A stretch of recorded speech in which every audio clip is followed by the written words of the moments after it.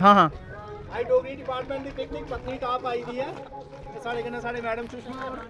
पिछे शशि भारती और राधा और थोड़ी और पिछे रही दियां ने ते बच्चे फोर्थ सेमेस्टर दे पिछे फर्स्ट सेमेस्टर दे बच्चे भी आस्ता आस्ता आ रहे थोड़ा व्यू बच्चे लोकें इधर भी दस्सी ओड़ो बर्फ पेदी है पत्नीटाप का मौसम बड़ा इसलै शैल है धुप्प भी निकली दी है ते काफी मैम हुंदा और सर हुंदा बहुत बहुत धन्यवाद सानू पिकनिक लेइयै आए जेह्ड़े 6-7 साल बाद डोगरी डिपार्टमेंट दी पिकनिक आई है असें बहुत बहुत धन्यवाद करने आं दिल दी गहराई कन्नै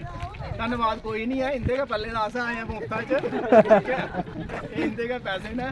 ते एह् है कि चलो सिरे चढ़ी बड़े चिर दी पेंडिंग पेदी ही ते मैं हुन चाहगा कि कैमरामैन कोई होर होवे ते इसदा मुड़ा दी फोटो आई जेह्ड़ा पैह्ला बना दा हा ते एह् हुन आरिफ होर वीडियो बनाङन एह् सुदेश मुड़ा फर्स्ट सेमेस्टर दा एंड मेरे कन्नै काली ने पाई लेई सवेला गै ते बाकी बच्चे शायद मते पिछे रेही ने बर्फ पेदी है बर्फ के व्यूज फोटो खचा दे ने ते हून असें अग्गें साढ़े दो जेह्ड़े